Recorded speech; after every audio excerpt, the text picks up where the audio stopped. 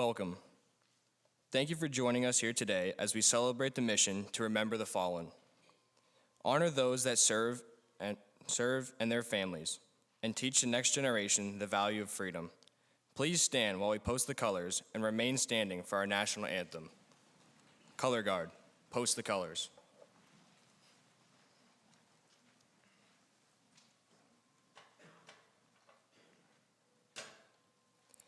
Please join me in a moment of silence to remember the fallen, prisoners of war, those missing in action, and to honor those who have served and are serving this great nation's armed services.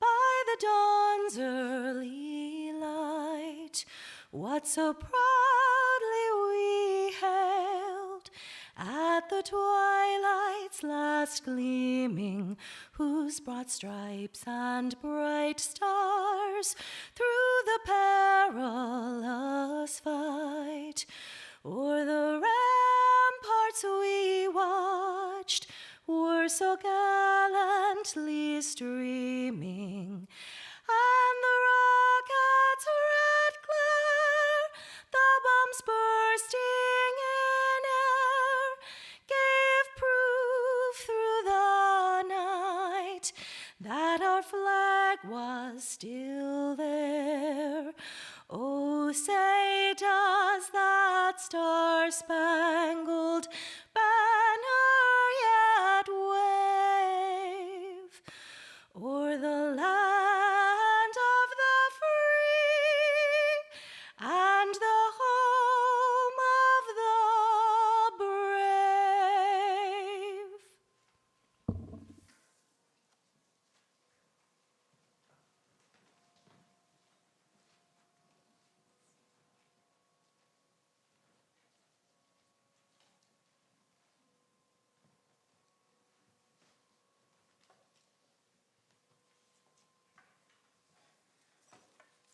Let us pray.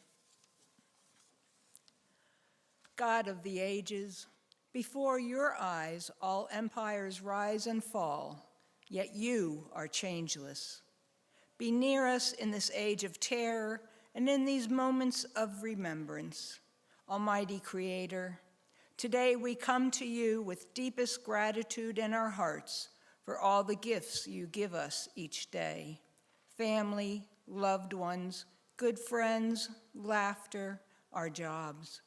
Help us always to receive these gifts with thanksgiving, and may our hearts be stirred to remember all of your mercies, which we receive through your love for us. Today, as we gather, we give recognition to the spirit that made our country great, a willingness to give totally of ourselves, even unto death. We come to remember those who fell in battle and those who, while they did not die, offered their bodies, minds, hearts, and energies to fighting for a better world. For the great blessing of being a part of this country, we give you thanks.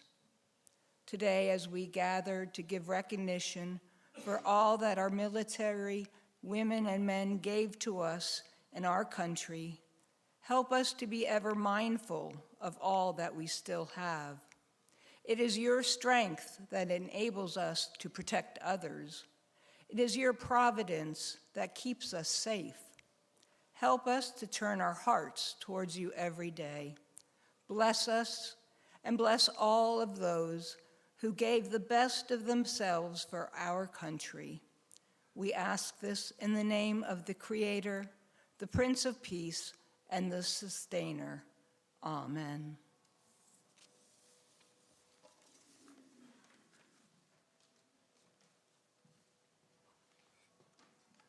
Color guard dismissed. You may be seated. Thank you all for joining us here today.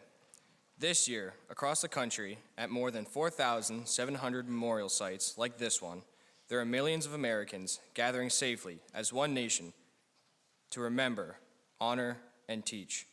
We are all proud to be Americans that live in a free society made up of many people from many walks of life. The freedoms we enjoy today have not come without a price. Lying here in cemeteries throughout this nation are men and women who gave their lives so that we can live in a freedom and without fear. We can worship as we see fit. We can raise our children to believe as we do. We are free to vote for the leaders of our choosing. We have the right to succeed, and we have the right to fail at whatever endeavor we wish to pursue. The United States of America was founded on the ideals of freedom, justice, and equality. Our nation stands as a shining beacon of liberty and freedom to the world. We thank those who gave their lives to keep us free, and we shall not forget you. We shall remember. Today, more than ever, we reflect on our nation's veterans and active duty service members who have had and continue to fight to protect the innocent and oppressed. This nation has always been the first to stand up for the freedom of people around the world. Many of you here today have answered that call and served your country well. For this we say, thank you, and we are honored to know you. There are many men and women serving today in all branches of the military, here at home and in places far away, some that we have never even heard of. These men and women are part of the best trained, best equipped force in the world. We honor them and their families for their sacrifices they make each day to keep our country safe from terrorism, hatred, and injustice. Quoting our 40th United States President, Ronald Reagan, freedom is never more than one generation away from extinction. We didn't pass it to our children in the bloodstream. It must be fought for, protected, and handed on for them to do the same, or one day we will spend our sunset years telling our children and our children's children what it was once like in the United States where men were free. Today, we show a united front of gratitude and respect across the United States of America as we remember the fallen, honor those who serve their families, and teach the next generation the value of freedom.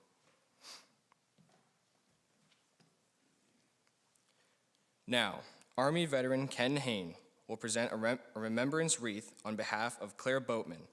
In memory of those who served and are serving in the United States Army, Claire entered the active Army duty in April 1943 and served through January 1946. After earning his wings as a paratrooper in October 1944, he was assigned to the 188th Parachute Infantry Regiment on the 11th Airborne Division in the Pacific Theater. His service included military campaigns in New Guinea, the Philippines, and Okinawa in 1945. Sergeant Boatman and the 11th Airborne Division were some of the first U.S. troops to occupy and demilitarize Japan after the atomic bomb was dropped in 1945 of August. Claire will celebrate his 101st birthday next April and is the oldest veteran in Jordan's congregation, but unfortunately, he was unable to join us today.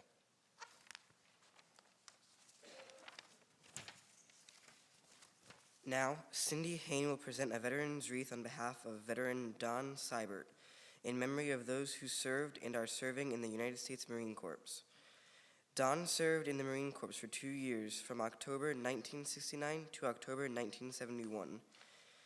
He was drafted 4 months after graduating from college and 3 months after marrying his wife, Allison. Stationed at Cherry Point, North Carolina, Don worked as a data systems programmer for the Base Comptroller Division. He received a meritorious promotion at corporal prior to his discharge.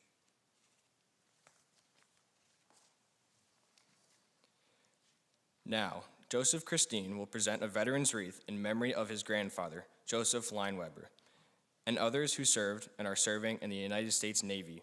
Second-class Seaman Lineweber graduated from Wilson High School and enlisted in the Navy in 1937 at age 17.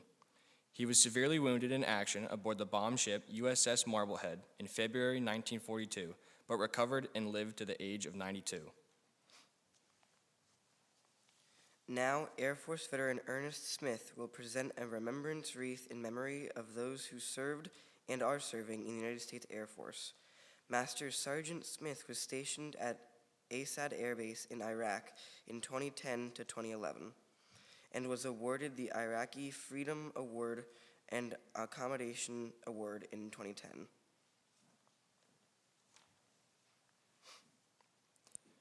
Now, Mrs. Gail Herzog will present a veteran's wreath in memory of her husband, Larry, and those who served and are serving in the United States Coast Guard.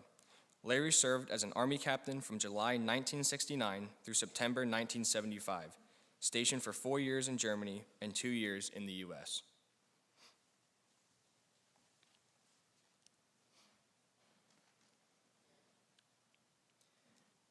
Now, in memory of his uncle Robert Beeler, an Army veteran of the Korean War, Jerry Beeler,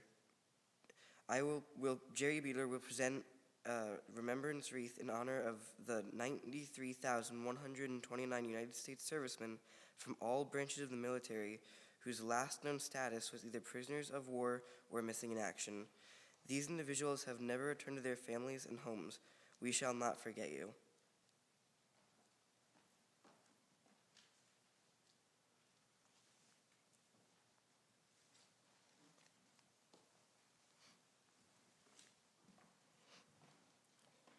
U.S. Navy veteran William McKay will present a veteran's wreath in memory of those who have served and are serving in the United States Space Force. Bill served in the Army for 2 years in 1968 and 1969, stationed for 12 months in Vietnam and the Continental Army Headquarters in Cam Ranh Bay. He attained the rank of Specialist 5th Class and received the Vietnam Service Medal, Vietnam Campaign Medal, and Bronze Star Medal.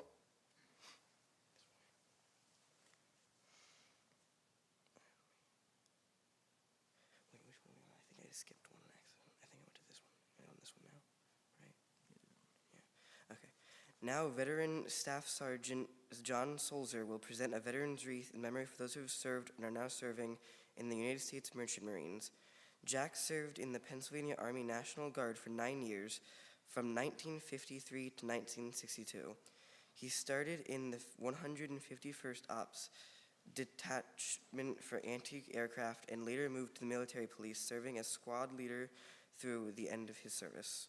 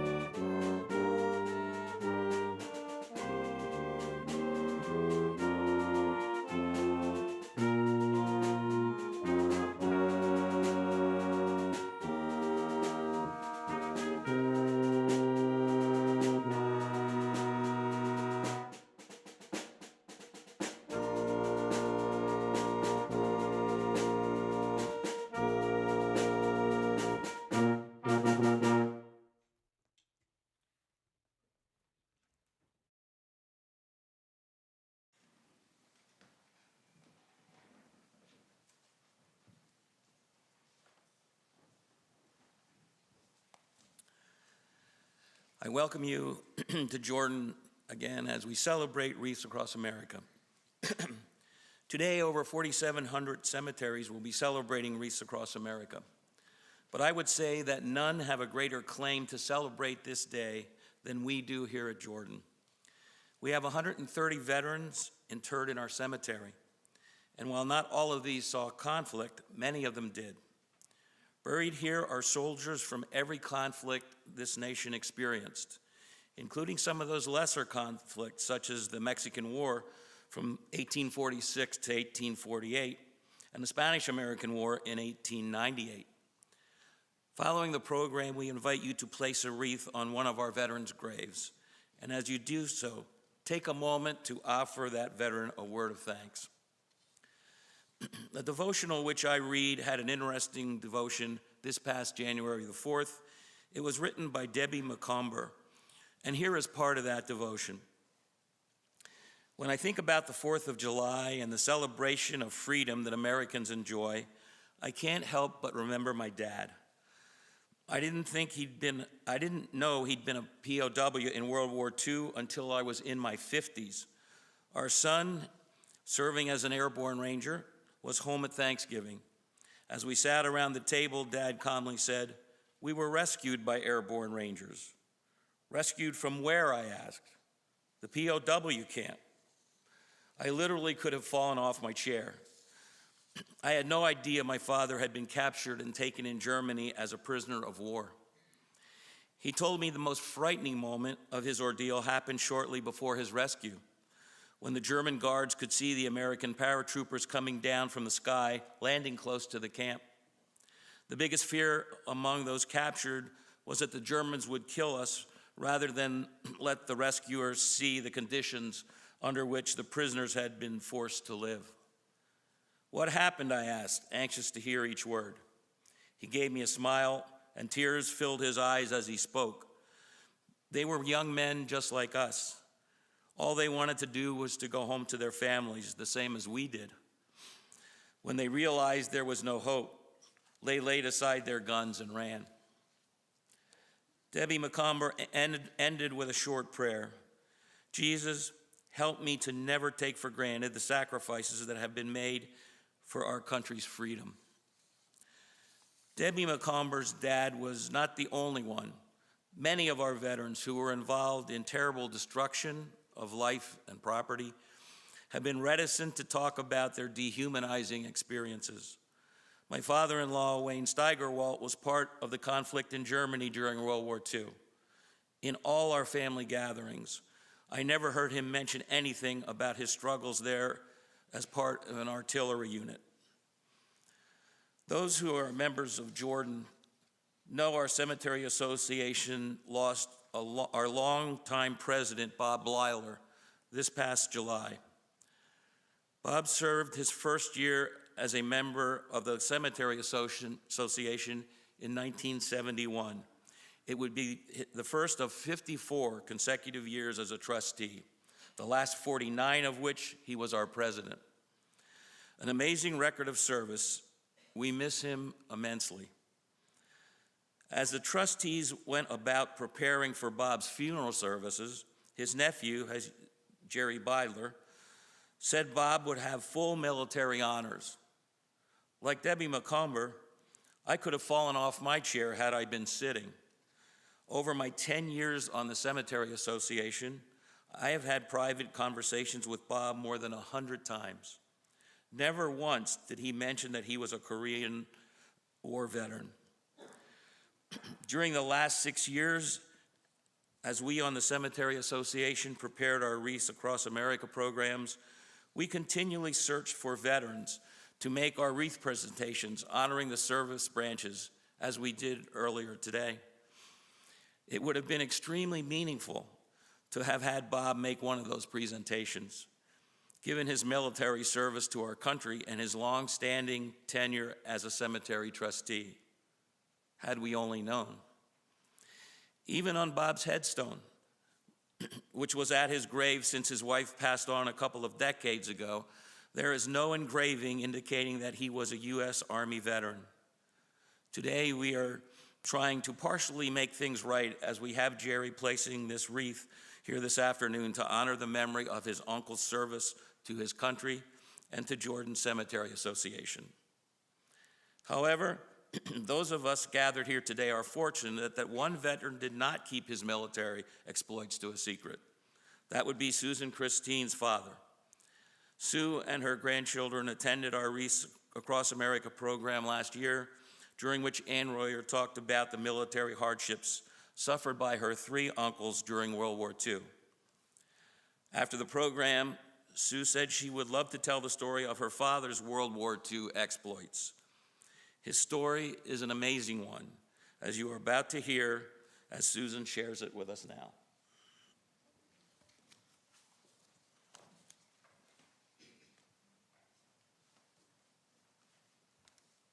Thank you, John.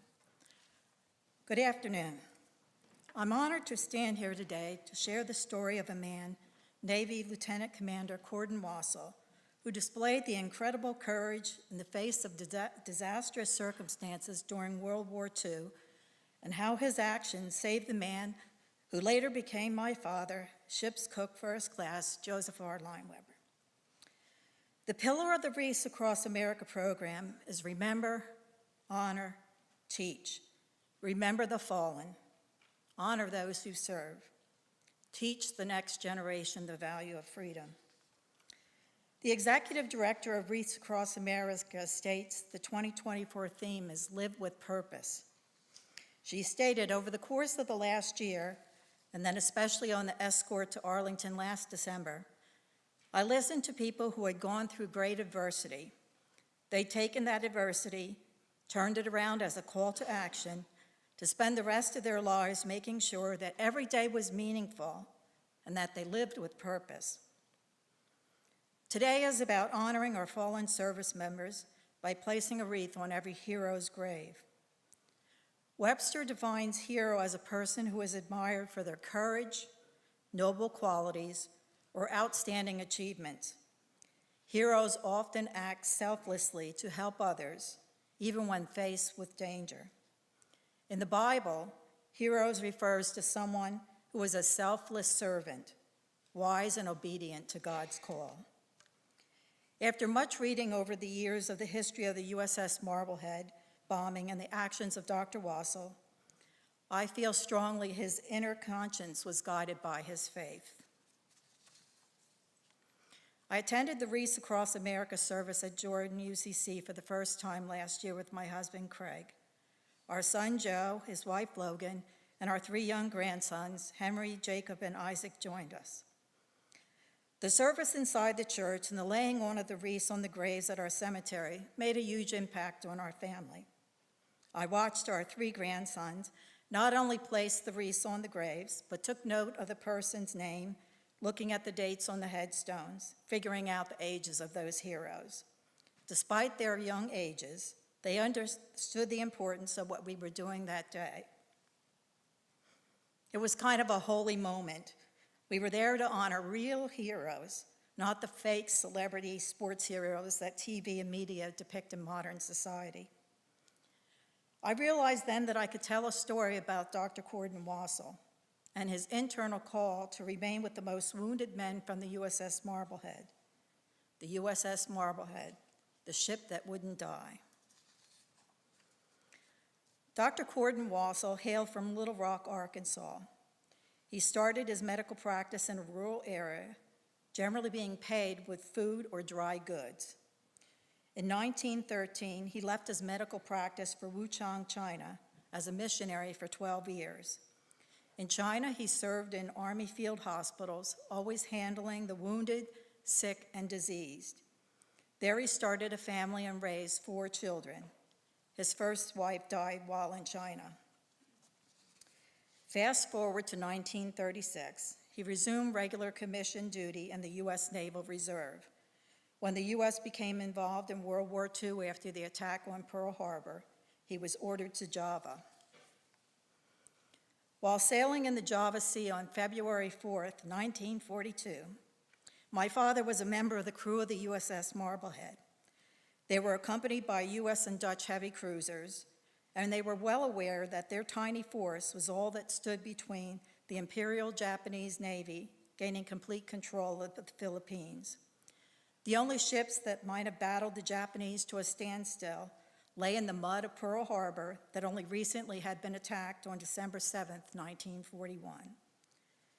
The attack on the Marblehead consisted of 2 direct bomb hits and a third hit, a near miss that was just as destructive. It buckled the ship's plates, opening a hole 4 feet wide and 9 feet long in the hull. Her hull was a series of ruptures, her underwater compartments flooded, and emergency repairs were critical. With the enormous clouds of smoke, the enemy pilots believed the ship was sinking and moved away, shifting their attacks to other ships nearby. Though home was the desired destination for the battered Marblehead, temporary repairs were needed, and they headed for Tlaapjap, Java for repairs and care for the wounded men. Later on in May of 1942, the Marblehead arrived in New York Harbor to stunned onlookers who were appalled at the scorched and battered condition of her hull and superstructure. That she had floated at all was a miracle. In the 90 days following the attack in the Java Sea, she had traveled 13,000 miles from the attack. When the U.S. became involved in World War II after the attack on Pearl Harbor, the Navy gave orders to Dr. Wassell to go to Java. Upon arriving in Java, Wassell was assigned to care for the wounded men from the Marblehead ship. When the Japanese invaded Java, the U.S. Navy gave orders that all U.S. personnel were to be evacuated. The wounded were to be evacuated, but only those who could walk. 12 were so badly wounded that they could not be removed when the Japanese came, and Wassell remained with these men, knowing the likelihood that they would be captured by the enemy and possibly tortured. But he decided to make a desperate attempt to get these men out of Java. He asked each of them if they wished to take the trip and take a chance, and everyone agreed. He first had to get 12 men to the seacoast approximately 50 miles away. To do this, he had to improvise stretchers for the hazardous journey. The men were suffering severely, most with extensive burns. Dr. Wassell kept them alive by his skill and inspired them by his own courage. It was reported Dr. Wassell was almost like a Christ-like shepherd, devoted to his flock. On the seacoast, he embarked the men on a little Dutch ship. They were bombed and machine-gunned by waves of Japanese planes. Wassell took virtual command of the ship and by great skill avoided destruction, hiding in small bays and inlets, until days later his small flock of wounded men reached Fremantle, Australia for more detailed medical care. His actions saved the lives of the 12 men he took under his care. President Roosevelt told of Dr. Wassel's exploits during a radio address in 1942, which prompted a book being written, The Story of Dr. Wassel by James Hilton. The foreword in his book goes like this. Soon after Wassel returned to America in July of 1942, the author spent a few days almost continuously with Dr. Wassel for the purpose of obtaining the material on which this story is based. He had also interviewed some of the men from the Marblehead. I visited Arkansas and talked intimately with many of the doctor's friends and relatives, as well as his wife and mother. I did not expect that a task begun like a documentary would become, in retrospect, an almost spiritual experience, but it happened. I dedicate this story to the hero of it, not only in admiration for his courage, but in personal gratitude for an enrichment of faith during the most difficult of days. Subsequently, a movie was produced by Cecil B. DeMille, and my father had the great honor of being flown to Hollywood for an interview regarding his experience and journey with Dr. Wassel and offering his feedback for the movie. I have letters and documents from DeMille's studio and my father's papers, as well as the telegram sent informing his parents of being wounded in action. Also, several magazines and newspaper articles from 1942. These documents have been collated in a book for our son to pass along this family history and to teach our grandchildren. I'd like to read a poem that I read many years ago, and I think is appropriate to how I'll end this. It's called The Dash by Linda Ellis. I read of a man who stood to speak at the funeral of a friend. He referred to the dates on the tombstone from the beginning to the end. He noted first came the date of the birth and spoke the following date with tears. But he said what mattered most of all was the dash between the years. For that dash represents all the time that they spent life on earth. And now only those who love them know what that little line is worth. For it matters not how much we own, the cars, the house, the cash. What matters is how we live and love and how we spend our dash. So think about this long and hard. Are there things you'd like to change? For you never know how much time is left that can still be rearranged. If we could just slow down enough to consider what's true and real, and always try to understand the way other people feel. Be less quick to anger and show appreciation more, and love the people in our lives like we've never loved them before. If we treat each other with respect and more often wear a smile, remembering that this special dash might only last a little while. So when your eulogy is being read with your life's actions to rehash, would you be proud of the things they say about how you spent your dash? So let's take a look at Dr. Corden Wassel's dash. Rural country doctor, his professional services paid by food and dry goods, ha ha. Accepts the call as a missionary, again the most difficult circumstances to serve for 12 years in China. Accepts with dignity the call to serve in Java, which leads to his leading a small group of the most difficult, critically injured from Marblehead, knowing capture by the Japanese was not only their fate, but his fate as well. That's courage. Receives medals and awards for his bravery and has the famous actor Gary Cooper play his character in the movie, The Story of Dr. Wassel by DeMille. Donates all proceeds to a local hospital. Courage fueled by faith. I acclaim loudly his courage was fueled by his faith. As a man of great faith, he lived a life as a servant to others in need. His legacy speaks for itself. Dr. Corden Wassel's bravery gave me an incredible father. My dad, Joseph R. Lineweber, joined the Navy at the age of 17 years old and was severely injured while his ship was bombed when he was just 22 years old. It's difficult for me to wrap my head around what he went through at such a young age. Burned and injured so severely, such a long, long way from home, impossible to communicate with his parents back home, and wondering if he would ever see home again.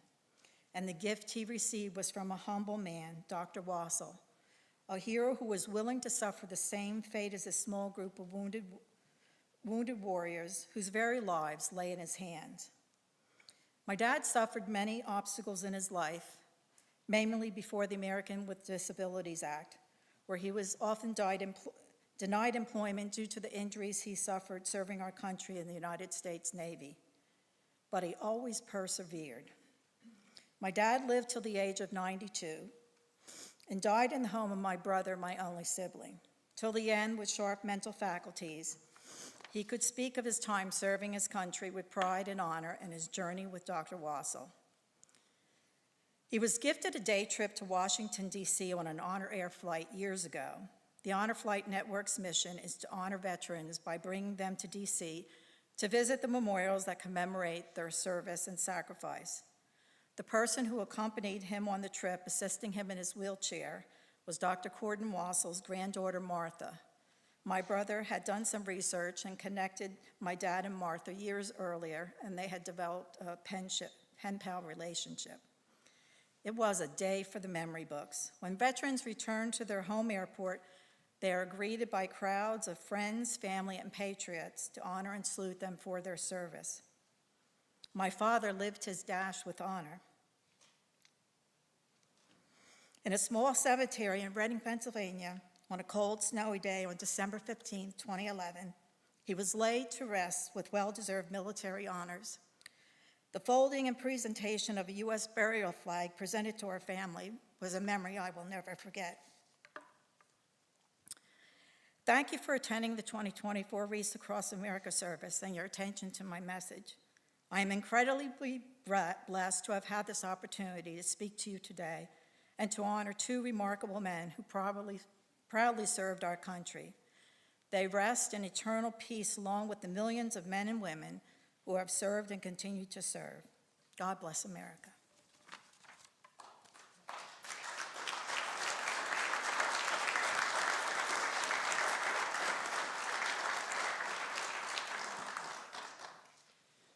We encourage every volunteer who places a wreath on a veteran's grave today to speak that veteran's name aloud and take a moment to thank them for their service to our country. It's a small act that keeps the memory of our veterans alive. Remember, we are not here today to decorate veterans' graves. We are not here to remember their deaths, but their lives. Each wreath is a gift of appreciation from a grateful America.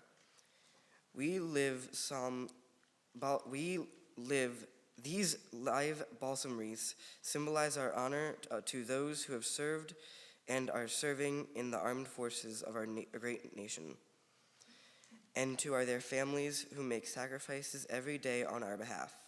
To our children, we want you to understand the freedoms you enjoy today have not been free, but have come with a price, one that someday you may have to pay yourself. As a nation standing together, we can defeat terrorism, hatred, and injustice. Thanks to our veterans, we have the freedom to do that. Thank you all for joining us today. As we conclude our ceremony, when the colors are retired, we ask that you please leave the sanctuary in reverent silence and continue quietly as you place the wreath at each grave. Please take only one wreath at a time so that everyone has a chance to lay a wreath. You may lay additional wreaths after everyone has participated. All veterans' graves are clearly marked with an American flag. You'll notice that each wreath has a white flag, which you are encouraged to remove and take with you to remember what you did today. Thank you.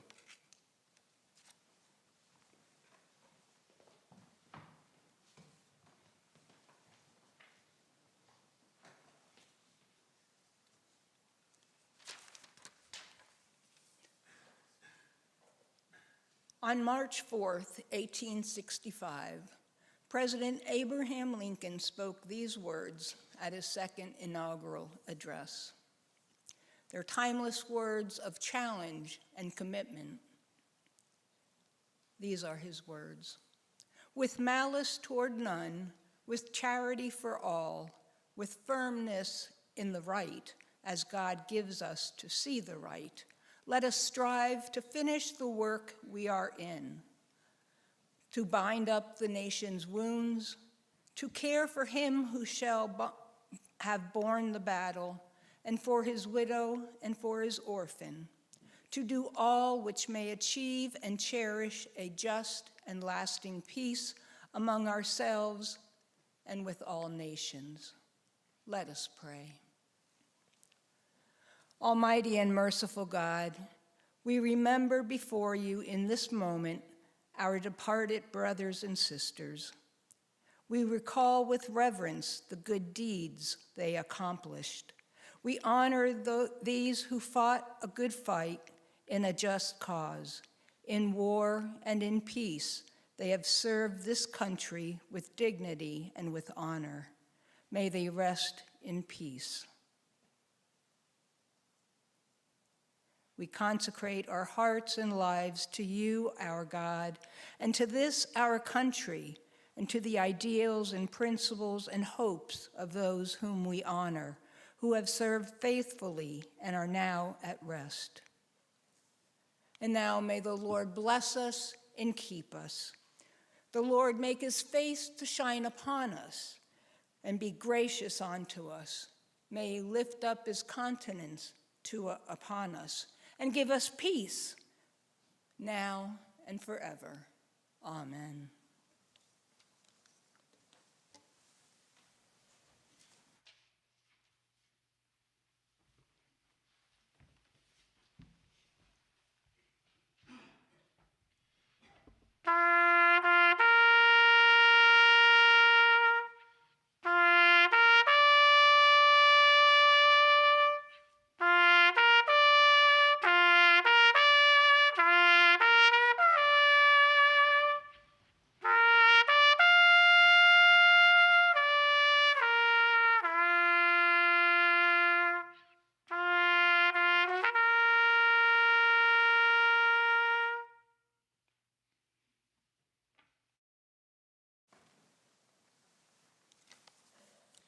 Color Guard advance.